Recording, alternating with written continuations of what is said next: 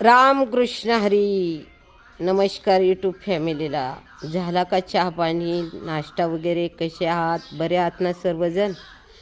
काळूबाईच्या कृपेने ठीक असणार आहेत. तर मी रात्री एक व्हिडिओ बघितला. 9 वाजले असतील, हो 8:30-9 वाजले असतील. इंस्टाग्रामला एक व्हिडिओ पाहिला. व्हिडिओ तो असा होता की सटाण्यामध्ये परत एक बलात्कार घडला. बलात्कार करणारा नराधम वयाची त्यांनी मर्यादा ओलांडली. 75 रनिंग त्या माणसाची चालू असताना एक 9 वर्षाच्या मुलीवरती खायला देऊन, चॉकलेट देऊन गेले 6 महिने तिच्यावरती लैंगिक अत्याचार करत होता. राहिलंय का जगामध्ये काय खरं? किती पाप, किती अति, किती आखरीत चाललेलं आहे. एवढ्या महिन्याभरामध्ये 2-4 बातम्या बलात्काराच्या झालेल्या आहेत. तर सुरुवातीला ज्यांनी बलात्कार केला होता त्या 3 ते 3.5 वर्षाच्या मुलीवरती, त्या नालायकाला जर फाशी दिली असती ना, तर हे मागचे उद्योग झाले नसते बलात्काराचे.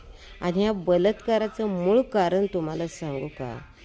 ह्या जी फ्रॉड बाया आहेत, वरतून घाण करणाऱ्या किंवा त्या व्यवसायावरती 4 रुपये कमावणाऱ्या, आपला प्रपंच चालवणाऱ्या, शोकाकरता पैसा पाहिजे अशा दृष्टिकोनातून नवऱ्याच्या बायकासुद्धा, म्हणजे सर्व तशा आहेत असं मी म्हणत नाही हो, पण काही पुष्कळ नालायक येते हो.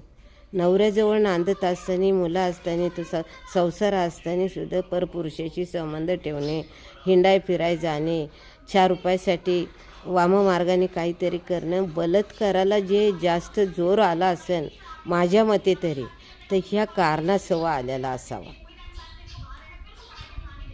तर आज तो 75 वर्षाचा माणूस, त्याला लाज लज्जा शरम जनाची नाही तर थोडी मनाची धरायची होती. आज ह्याच्या गौऱ्या सरासरी नदीवर गेलेले आहेत.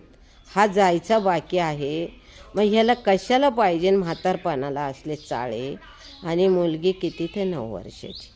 अरे तुझी नात असेल तशी, तुझी पंथी असेल तशी, तुला जरा बी शरम वाटली नाही? नालायका, बेशर्मा. आता ह्या थेरड्याला काय गरज? सरण रातचा त्याचं थडगर रातचा, आणि त्याला 6 जिवंत नेऊन त्यात